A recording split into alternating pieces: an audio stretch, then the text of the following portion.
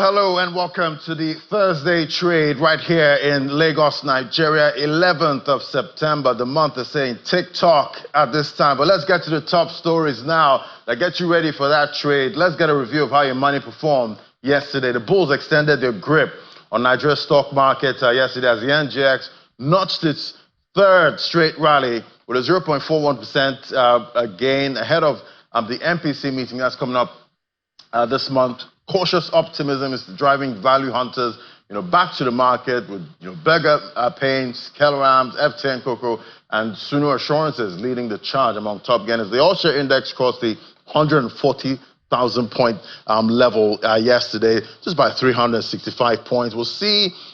This should hold.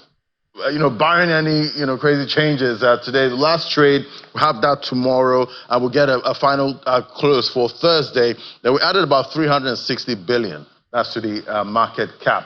All right, let's get a check on earnings forecast now. Definitely, we know companies like to, peep into the future to give investors a sense of what's to come. And AIICO Insurance, they released their earnings forecast for the 12 months ending December 31st, 2025, under the IFRS 17 reporting standard. The company projects a strong performance with a gross written premium of nearly 196 billion naira and profit after tax of 19.6 billion naira, supported by a robust investment income and improved insurance service results. Despite anticipated finance expenses, AIICO expects resilience in its operations with sustainable profitability driven by stronger margins and a steady cash flow. All right, let's get a check on our major FX earner. All prices steadied today after the previous session's rallies. Weak U.S. demand and concerns over global oversupply that offset geopolitical tensions in the Middle East and Ukraine. And we'll see Brent crude there.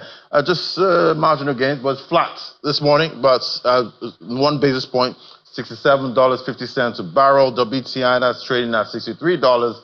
69 cents a barrel, cooling from Wednesday's surge, sparked by Israel's strike on Hamas leadership in Qatar and NATO's response to Russian drones over Poland. All right, let's look at financial services now. Central Bank of Nigeria has rolled out the Nigeria Payment System Vision 2028, futuristic framework designed to reshape the country's digital payments landscape, positioned as a national assignment.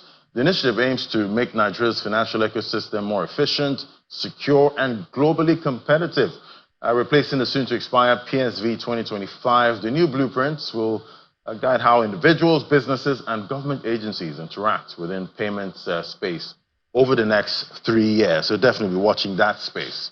And I've seen Nigeria's foreign exchange reserves recorded a strong boost last month, rising by $4.1 billion, according to fresh data from the central bank. Gross official reserves climbed by $1.9 billion month-on-month to $41.3 billion as of August 25th. Analysts link the uptick to higher crude oil production, stronger foreign capital inflows, improved non-oil exports, and robust contributions from non-bank corporates.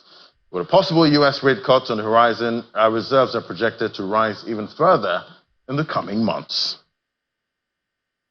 And now bringing it to Lagos. Now, the Lagos State government has commenced consultations on the 2026 budget with a call for residents' active participation in shaping the fiscal priorities of the state. Speaking at the opening session of the Budget Consultative Forum for the Ikeja division that held it at Agidingbi Ikeja, the State Commissioner for Economic Planning and Budget, Mr. Okpe George, says the exercise is designed to give citizens a voice in the budget process and also provide updates on the performance of the 2025 budget. Mr. George disclosed that Lagos has so far achieved over 80% budget performance in 2025, both in revenue generation and expenditure. Take a listen. It's the 2026 Lagos State Budget Consultative Forum, a platform organized by the State Ministry of Economic Planning and Budget to engage residents on areas of focus for next year's budget.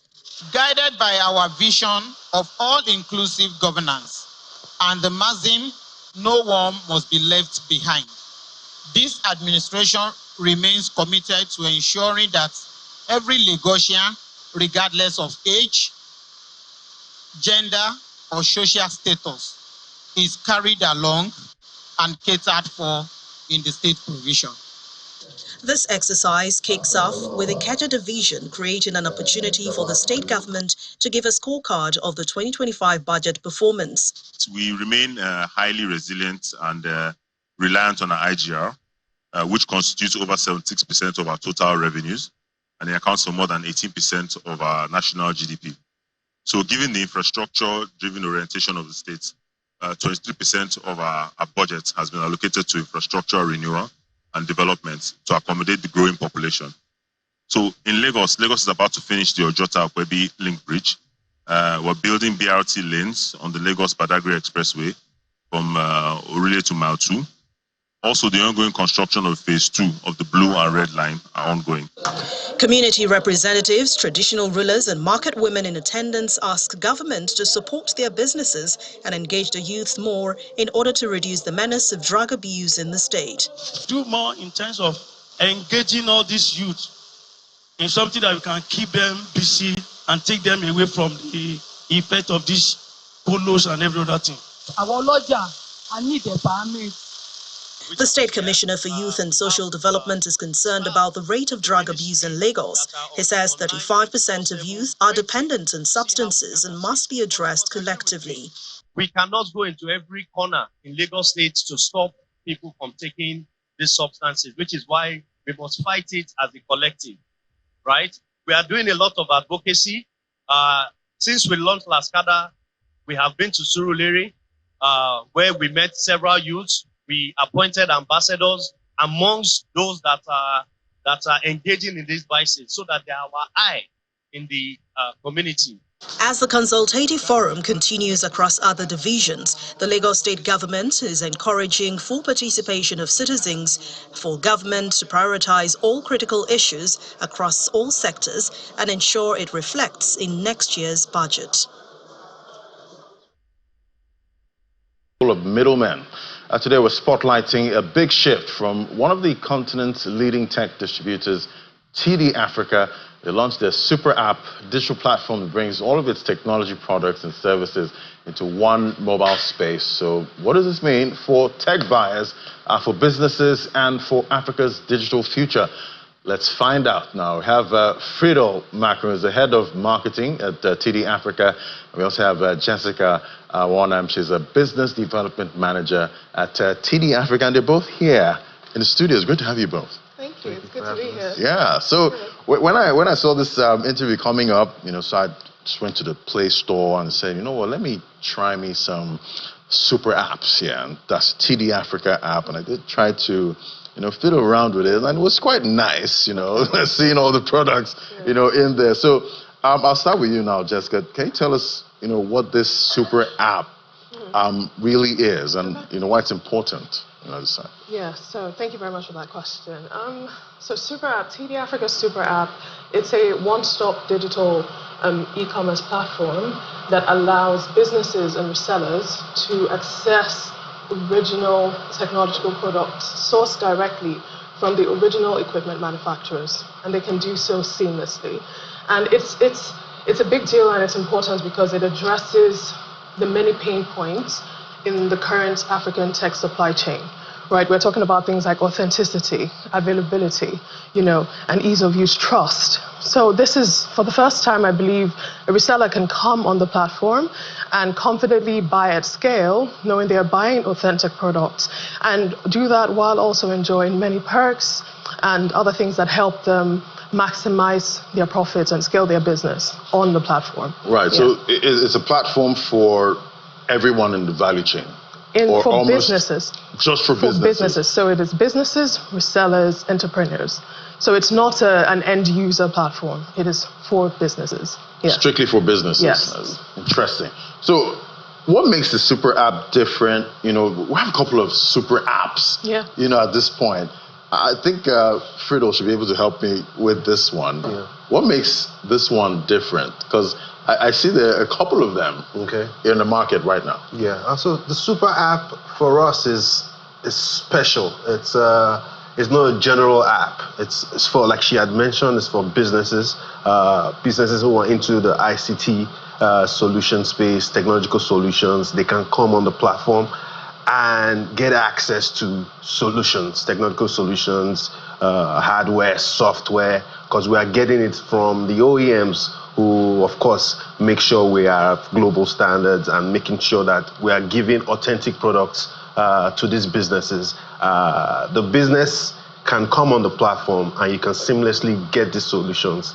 And because we are now in a digital age where everything has gone digital, it makes sense that we could put this app in the hands of these business owners, and they can now access it seamlessly. Also get the right technological know-how to process and make sure they are getting value from the relationship with TD Africa. Right, and looking at the app, is it? Would you say it's easy to navigate? The way it's designed so far. Yeah. So yes. So that's the entire point of it. Is that it's supposed to be user-friendly and intuitive almost for people to just come on there and seamlessly go from points. It's a standard shopping experience, right? And then there is, of course, the help center that helps you with questions if you have any. And of course, we have a very solid support system that our partners can actually reach out to us and ask us questions. And if I wanted to just add to what my colleague said about our super app being unique and different from others, it is important to note that there's not a lot of B2B platforms out there. So this is the first point here, is that we are unique in the sense that we are doing this for, I believe we're making waves here because we're doing something that's not necessarily been done before.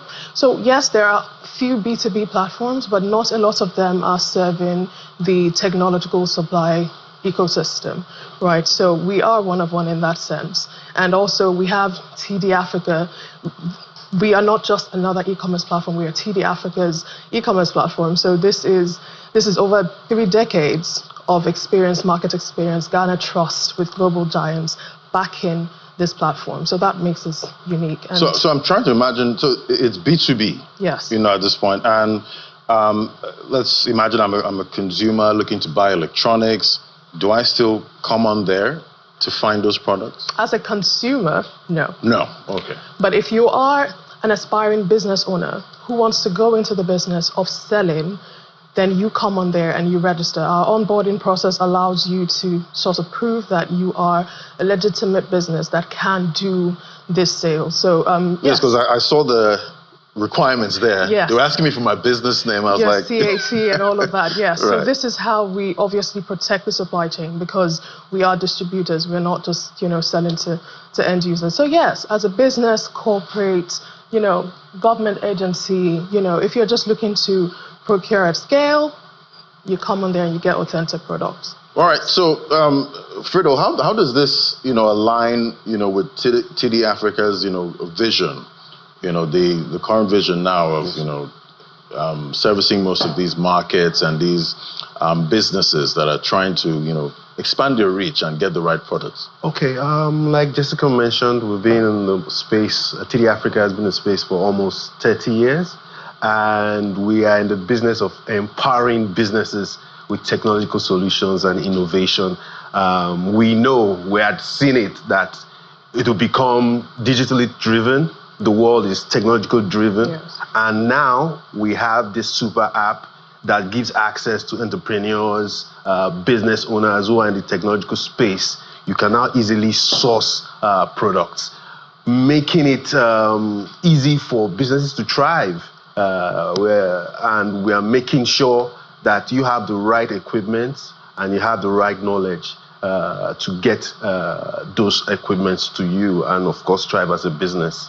And I'm guessing this is having an impact for Africa, in your view? Yes. At the end of the day, we want to make Africa not just a consumer, but a leader in the space. We have companies who are making strides in the space, innovative companies. We're not just consuming, we're also leading. And TD Africa is pushing that narrative. So that means you have businesses that are kind of like producing tech or looking to produce tech. Yes. What kind of support do you offer? Okay, we have the solutions that you need. So software, cloud solutions, hardware, technical solutions that can make you do the business well and do it right. Yeah. Right, and Jessica, I'm sure you want to harp on that one. Yes, I do. How did you know?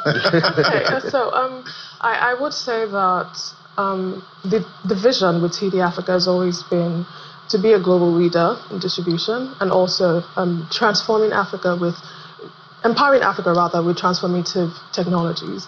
And I think Super App is a natural progression or a natural evolution of that legacy, like my colleague said. So it's taking everything that we care about. We want to empower businesses, we want to empower individuals, we want to make these technological products accessible, affordable.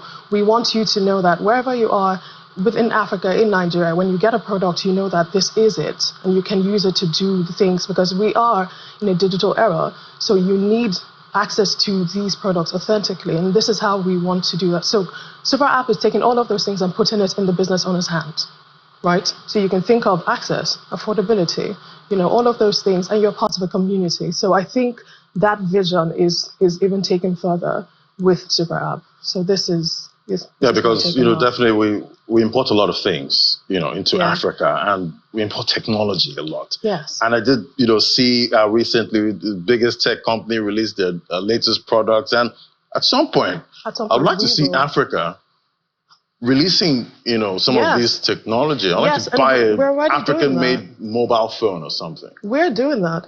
I think I'm not going to name drop, but right. But I think if you look into it, you see that there are some very prominent Nigerian companies that are producing these tech products.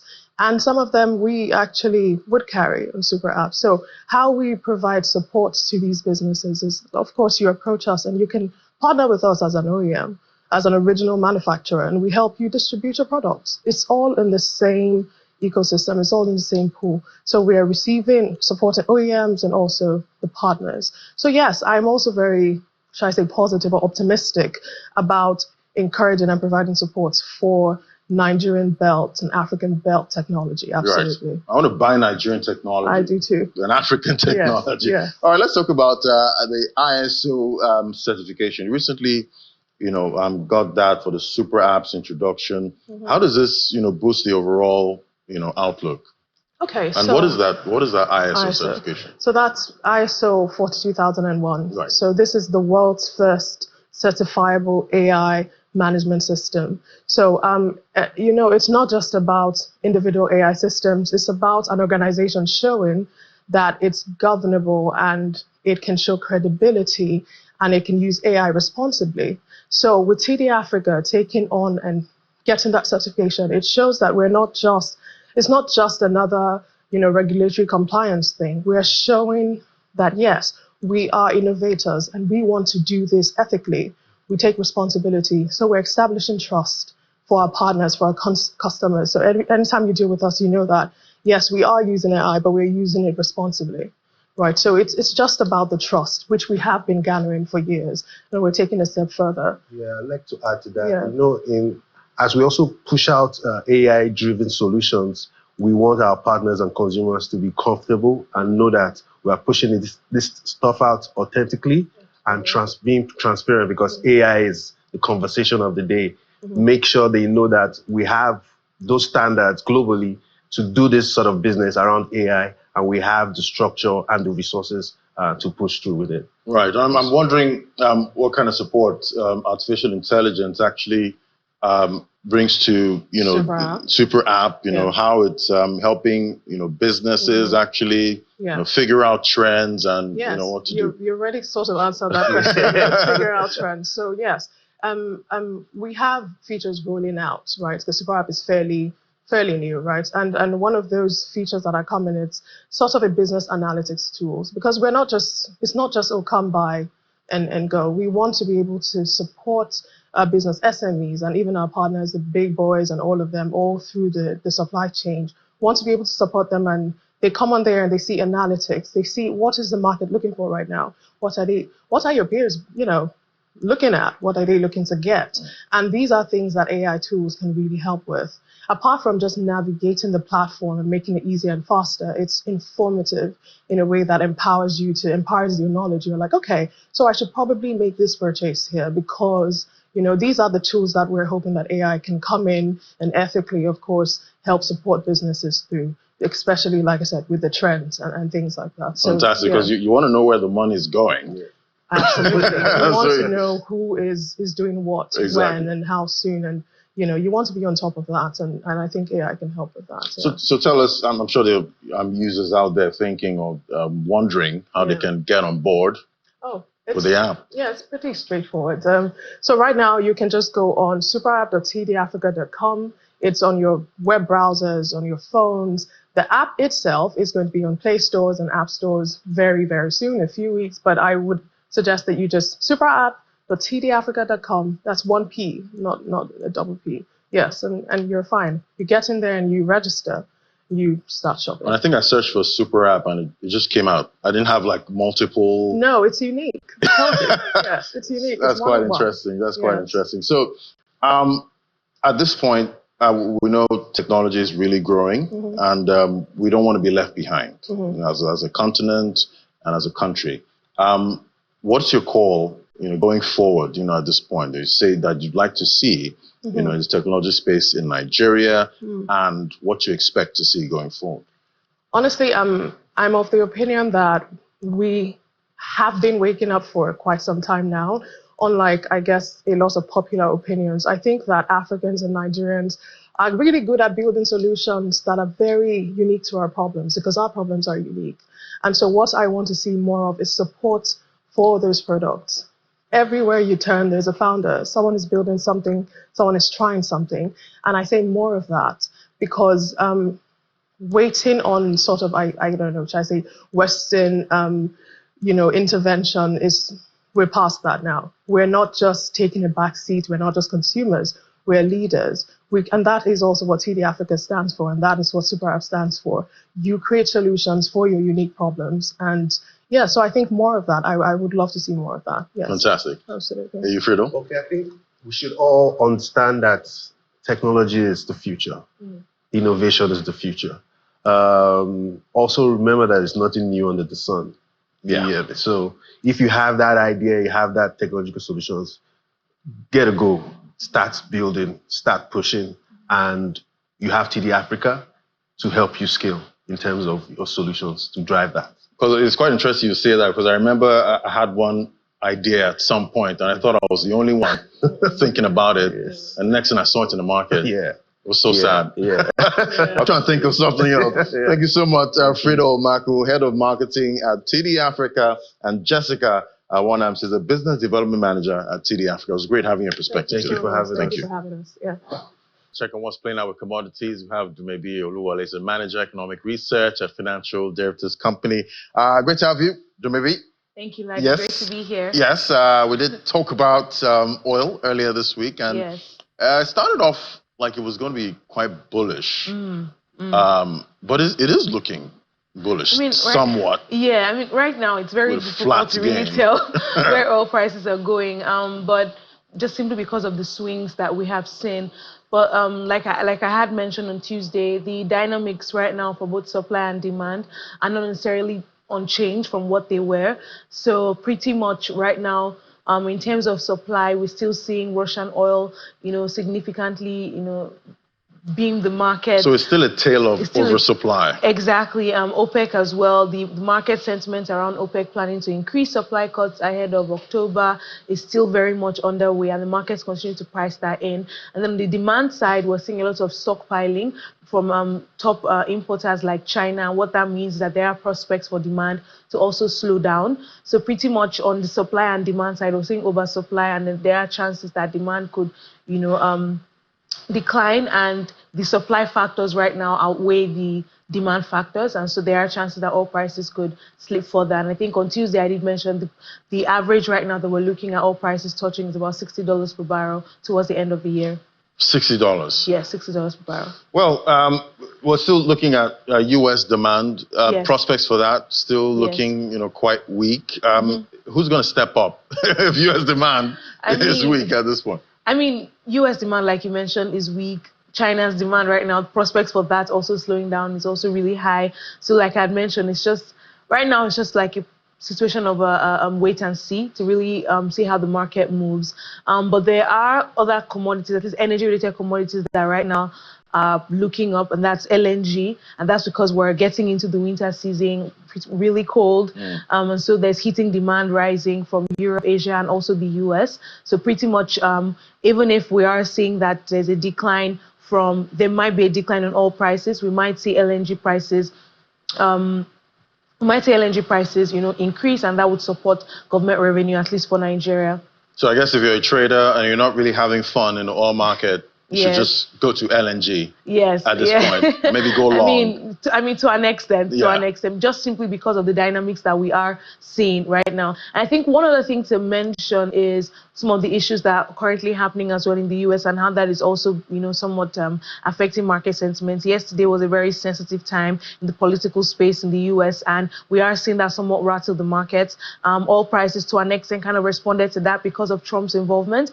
He did make a comment on the situation, and that's the Charlie Kirk situation that happened, very sad situation. And that, to some extent, which is very interesting to see how the markets are really responding to that, even though we think it's going to be temporary, but it's worth mentioning because now we see how that strong interconnectedness between the political economy and the macroeconomy and the markets are very, very intertwined right now. Yeah, so much focus on politics, economy. It's never been this much. Yes. I mean, we're living in uncharted times. Yeah. I think one of the things to just also mention is we're getting very close to the US Fed's meeting, which is scheduled for 16th and 17th. So the markets as well are anticipating what the US Fed is going to do, which right now there's a 60% to 70% chance of a rate cut. And if that happens, we could see the US dollar weaken. And if that happens again, we'll definitely see that have some impact on oil prices. And I'd like to see President Trump's reaction. Yes. Once we get that rate cut, because he's been calling for that rate cut since January. Yes. And maybe he's finally going to have it, but will he be satisfied with Fed Chair Jerome Powell? I mean, we never know how things are going to play out there, but what we do know is how the markets are going to react to that and what that means for emerging and frontier markets. If the US Fed decides to actually go ahead with the rate cut, we do know that right now, African central banks to some extent have been a bit dovish and in between, retaining their, retaining their tightening stance. So we have seen, for instance, the CBN retaining its, rate, retaining its rate. We have seen, I think, the SARB retain its rate as well, even after several rate cuts. The Ghana Central Bank as well. The expectations that are going to hold because of the way the CD has moved over the last couple of weeks. The Kenyan Central Bank as well, they've cut rates in August. So we are seeing that somewhat dovish and, tight monetary stances across the board. And so we might see a change if the US Fed decides to, actually cut rates. But how currency movements, how different currencies move will be a major, determining factor, at least across emerging and frontier markets. And, talking about currencies, we're seeing the Naira. Yes. On your slide there, it shows that there's been some kind of pressure. I mean, just temporary, but we have seen at the official market Naira right now, that's the CBN's end-firm rate trading at around 1,500. So it has actually appreciated, and we're seeing the parallel market also kind of move in tandem. So the convergence between the official rate and parallel market, we're seeing that stronger convergence actually happening. And this is again on the back of the central bank, retaining and making sure that reserves are higher. We're seeing FPI inflows, significantly increase. FDI inflows, I think I mentioned this on Tuesday. We still want that significantly increase, but pretty much on the investment inflows aspect, we are seeing that inflows are coming in pretty strongly. With oil production also rising, we're seeing oil receipts, prop up. And remember that I mentioned our LNG prices globally are also increasing, so there are chances that LNG exports as well will support all government revenue, and that would somewhat support the accretion in reserves, and that would continually reduce, number one, speculation in the market. So markets right now, market sentiments are in the expectation that, the Naira will at least continually remain stable. And if that is the prospect, it means that business confidence is, higher or at least stable as well. There's, positive implications or positive expectations for the end of the year, and that's good prospects for the naira. The only risk is that we expect demand to also increase towards the end of the year, 30 December, all of that coming up, and we do expect that to be some pressure on the naira. But with the ample reserves that we are seeing, we expect that the CBN is going to do what needs to be done to ensure the naira remains stable even towards the end of the year. I guess we'll start looking at milestones for the reserves. Of course, at this point. Yes. So definitely we've seen the 5% fuel tax that's been put to the side. Yes. At this point, I guess we can all heave a sigh of relief.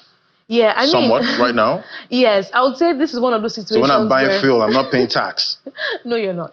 Right. But I guess this is one of those situations where I guess the markets didn't quite really understand, the tax imposition in itself and when it was going to take effect, and what that simply meant for the price of the commodity and how the implementation was going to go. And I would say two things. It's split in the sense of communication. So there we see that huge trust deficit between the government and people really played out there, where even something that could look as though it's going to be good for the people eventually might end up becoming bad, just simply because people didn't quite understand what it is. And now let's go to what exactly it is. So this tax is something that has been in existence since 2007. It has just not been implemented, and that's because the government have been paying fuel subsidies. So now that fuel subsidies are out of the way, there has to be some level of revenue to fit in some of the government's road infrastructure projects, road rehabilitation, because that's where that 5% tax is supposed to go. Now, looking at the implementation, it's not supposed to take effect until January, when all the other tax reforms are happening. So it was, I'm sure, because it just came up almost as though it came out of nowhere. It was almost like, oh, they want to increase prices again. And then now let's talk about the implementation of the 5% fuel tax.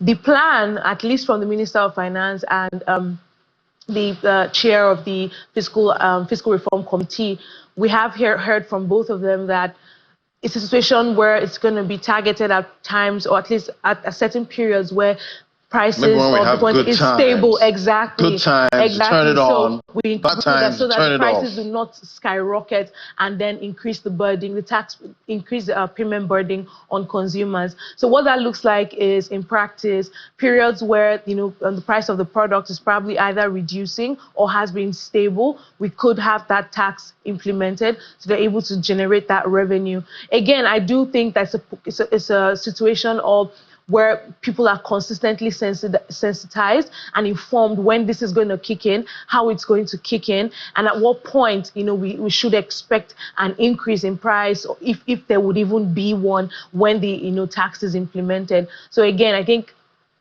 we would likely see all of this interconnectedness between the political economy and how the people really feel, and that gap would only be bridged through proper communication with the entire country. Fantastic. I just hope it's not going to be about the data. Maybe the data is positive, but yes, the people if you look at your pocket, it's not positive. I hope it won't be that kind of situation. We hope so too. Yes, that we actually turn it on at the right time. Yes. Yes. Yeah, yes. so that we don't stoke inflation going forward. What do you see in domestic commodities so far? Yeah, right now prices are pretty much mixed, but there's somewhat of stability. I think every time you ask me this question, I'm always very happy to talk about plantain. Yeah. The price of plantain right now is still very much good. I have a very big bunch at home, so I'm very happy to. How much you buy that one?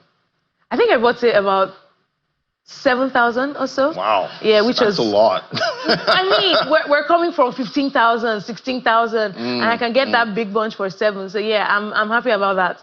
Looking forward to getting it at 3,000. So where that was where we're all coming from, but pretty much we are seeing like certain commodity prices actually reduce, which is good for us. If you even look at the screen now, you see that the flour prices are down, and that's because globally wheat prices are softer, rice prices are stable, garri prices are down, cement prices are stable, tomato prices are down. Tomato is a very interesting one, and remember, we're in the harvest season for some of these commodities, and so we do expect prices to still remain stable for now, or at least even go down. So this is the period where we'll see a lot more stockpiling for people that are planning ahead of December, when prices are gonna pretty much come because of high demand festive season period. Right. So much to look out for, and we'll definitely keep tracking those prices. Thank you so much, Dumebi Oluwole, Manager Economic Research, financial derivatives company. Thank you for having me.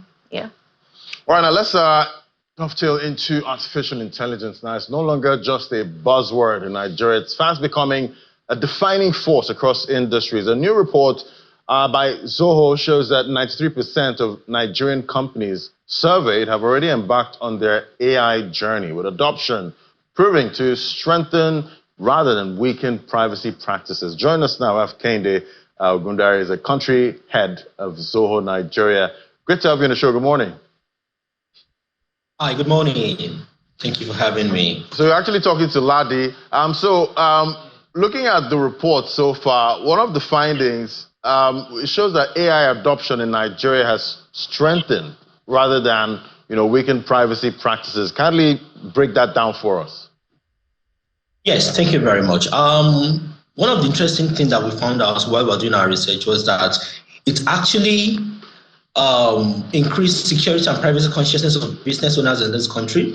And I think it really shows the extent at which Nigerian business owners are ready to go to protect their data and also to use technology in the right way.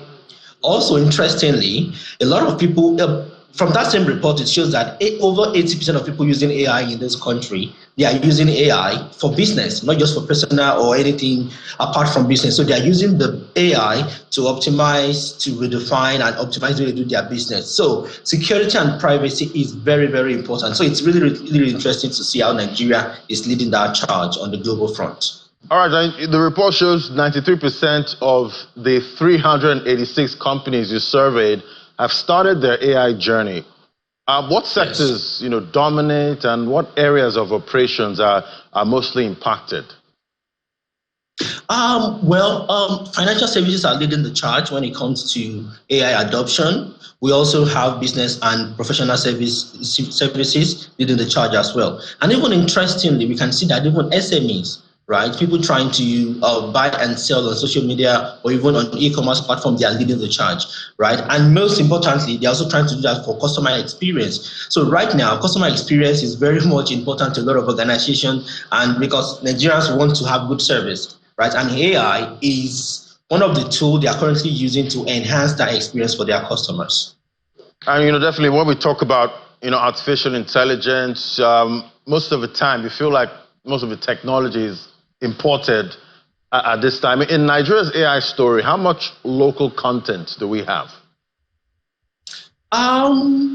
So when we talk about AI in Nigeria, I believe that we have very vibrant AI startup communities in this country.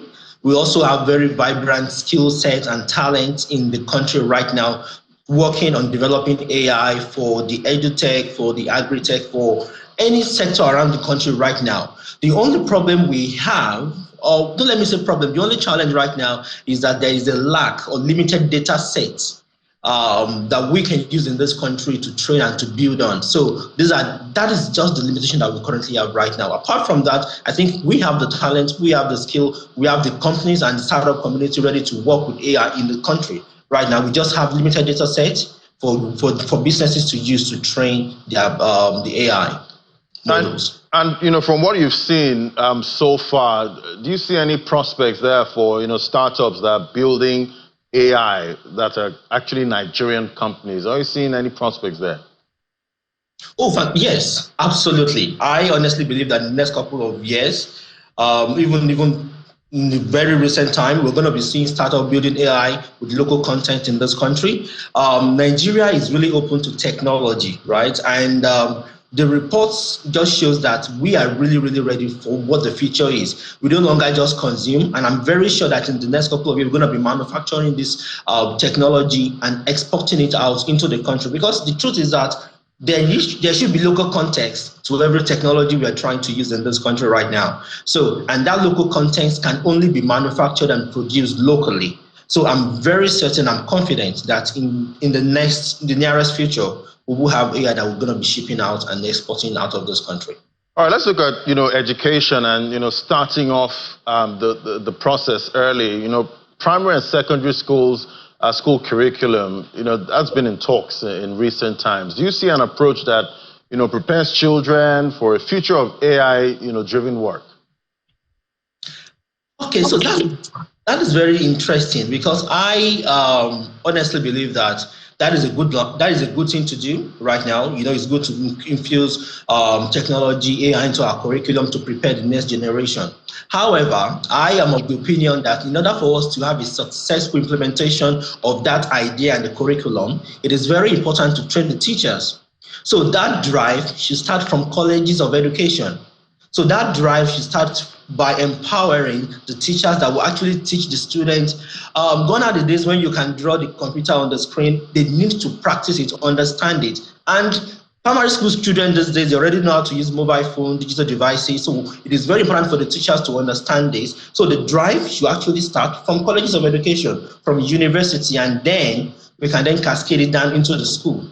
Also, one of the challenges that I see with that plan is that a lot of primary and secondary schools in this country, the infrastructure is not there yet for them, right? So for you to be able to introduce AI, digital transformation, and technology into curriculum, there must be computer labs. Some of our universities are still struggling to get fast-speed internet for them to access it.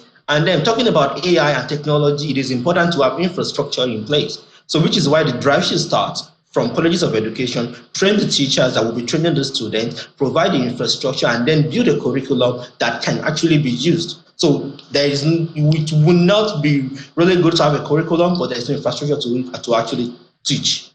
All right, I guess the best time to start is yesterday. Thank you so much. It was great having this conversation with you, Kehinde Gundare, country head, Soho, Nigeria. Thank you for coming on today.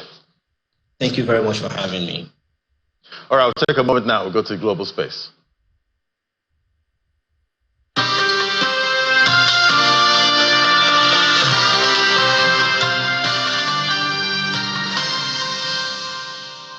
All right, time to find out what's playing out there. We have Willie Bong with the details, the lady in red. Hi, Ladi.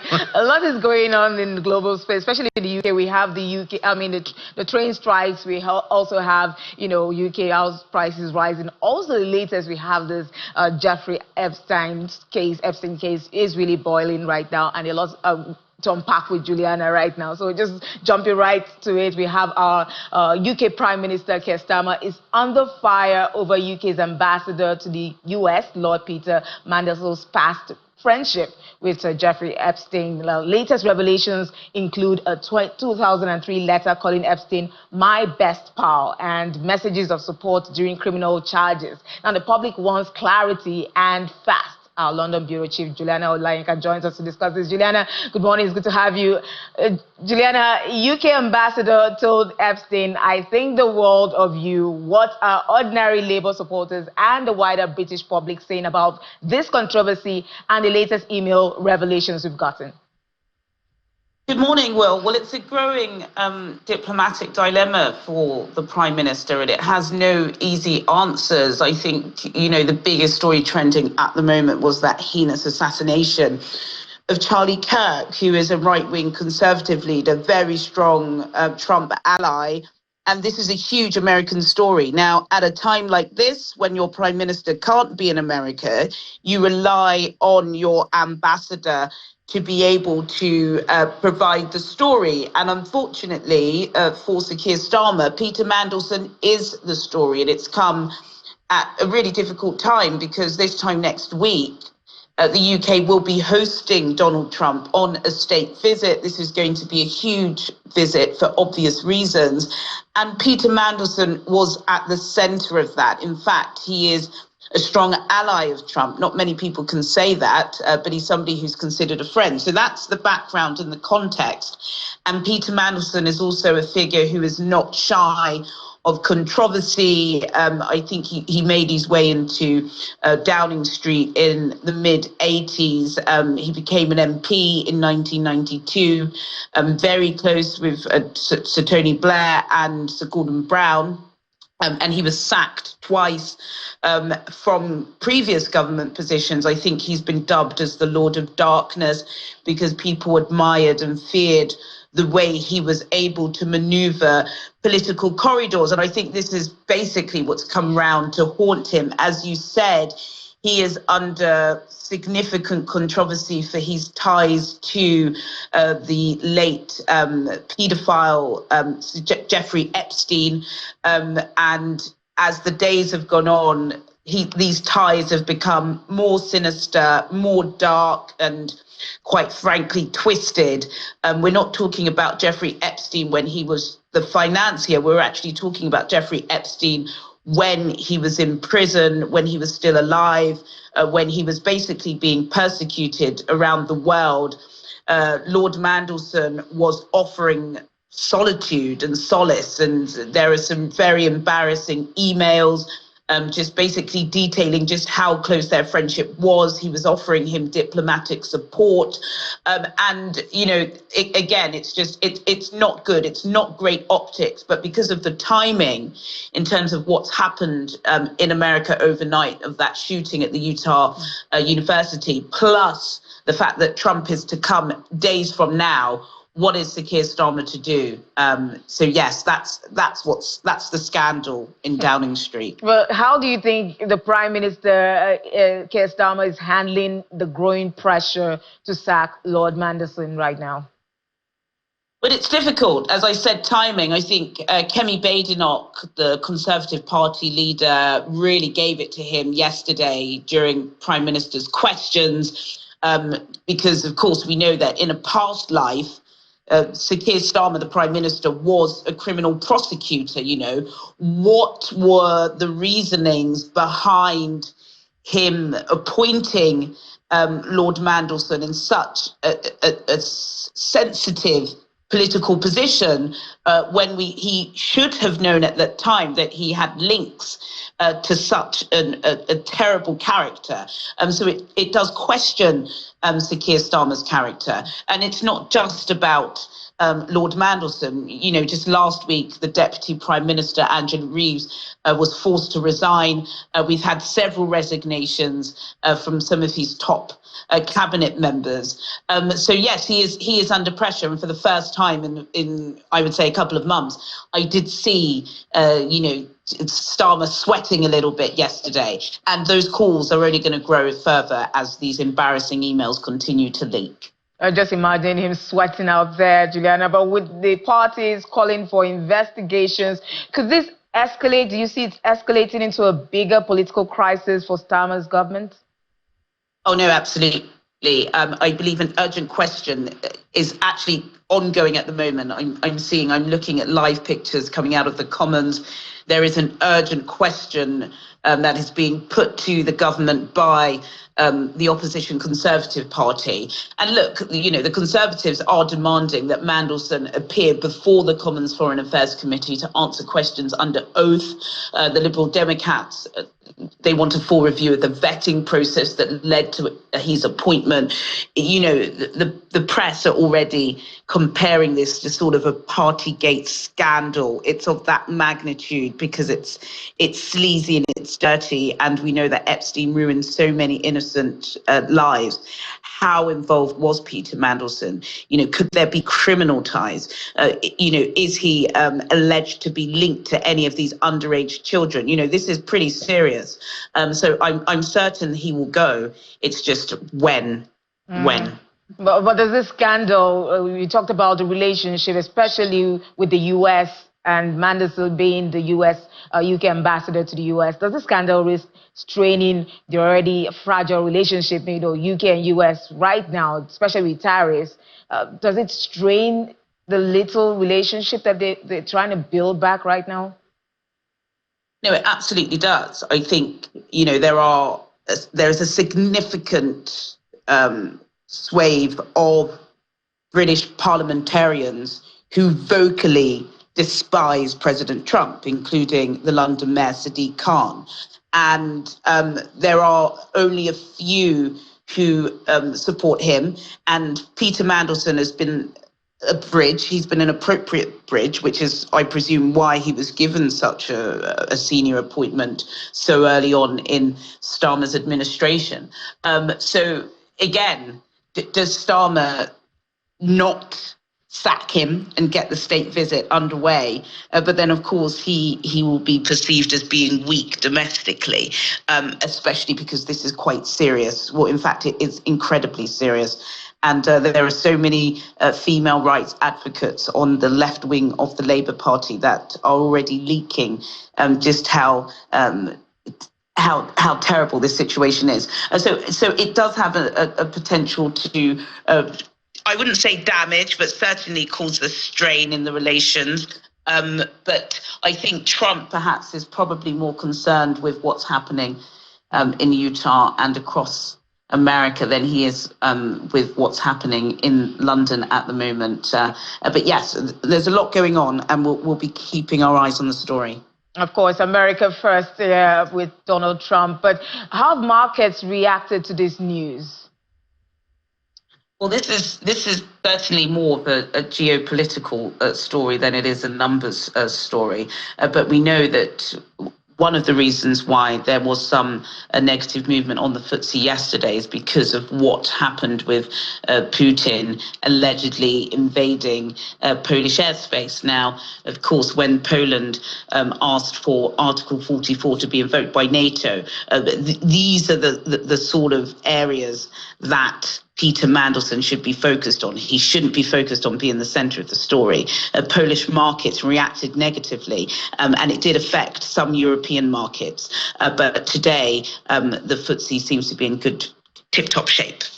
Oh, thank you so much, Juliana, for shedding those insights and giving a clear picture of what's going on in the UK. We'll keep track. I'm sure you also keep track of the developments, and we'll also keep our audience. Oh, he's just been sacked. He's just been sacked. Oh, that's breaking news. Oh, my goodness. That's something, well, everyone's listening to it right now. We got some breaking news for once, Will. Oh, that's breaking news. So Peter Mandelson has been sacked as the UK ambassador to the US. That is sad news. But thank you so much, Juliana, for always bringing the facts, always bringing us the details from the UK, and we'll keep track of the developments going forward. So that's what we have for Global News Space, but we'll keep track because Europe markets opened mixed, in terms of what we saw ahead of the European Union's central bank's policy. So, Ladi, basically that's what's happening in the US. We saw that breaking news. Peter Mandelson is no longer the UK ambassador to the US. Yeah, you heard it here first. Yes. Yeah, thank you so much. We'll definitely be back at 1:30 p.m. to give us updates on how markets are reacting to what's playing out so far. But that's Business Morning today. We're seeing the markets there starting off marginally in the green. That's for the local bourse. We'll see if that continues into the intraday trade. I'm Ladi Williams. Thank you for watching, and bye for now.